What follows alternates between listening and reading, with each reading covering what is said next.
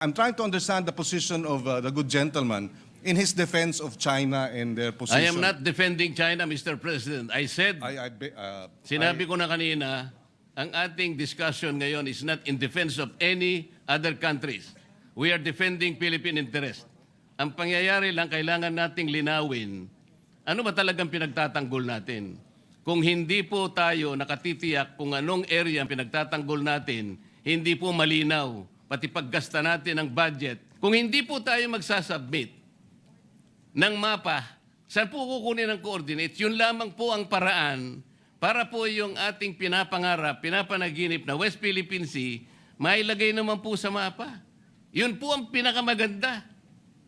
At pagkatapos nating mailagay sa mapa, ay lalakas po lahat ang ating paninindigan dahil nakalagay na po sa mapa eh.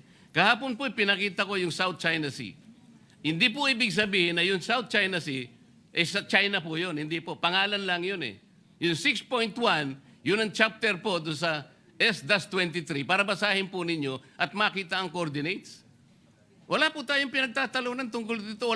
Hindi ko po kailanman dinidepensa ng China. Gusto kong palakasin ang ating paninindigan dito. Bakit hindi po tayo magkaintindihan? Napakasimple lang nun. Wala pong coordinates talaga. Ang mapa lang po ang magbibigay ng coordinates. Malamang marahil hindi tayo nagkakaintindihan dahil gaya ng nabanggit ko kahapon, kahit na magdebate tayo hanggang, sabi ko nga, Kingdom Come, tungkol dito sa meets and bounds na ito, hindi magbabago yung arbitral ruling na sinasabing mali ang China, hindi dapat nagtatayo ng mga illegal structures ang China sa ating exclusive economic zone.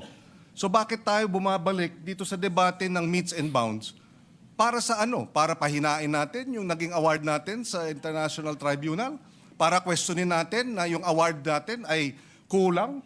Para bigyang duda na tayo nga ba'y nanalo?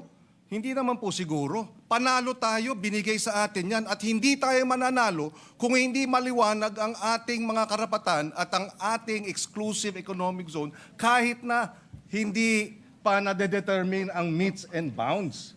Dahil yon ang sinasabi ng UNCLOS. UNCLOS ang basehan ng ating pagkapanalo. Walang pinag-uusapang meets and bounds sa usapin po nung determination ng ating exclusive economic zone, Mr. President. Sana po, kung maintindihan ng ating butihing senador yun, hindi tayo magkakaroon ng ganitong hindi pagkakaunawaan.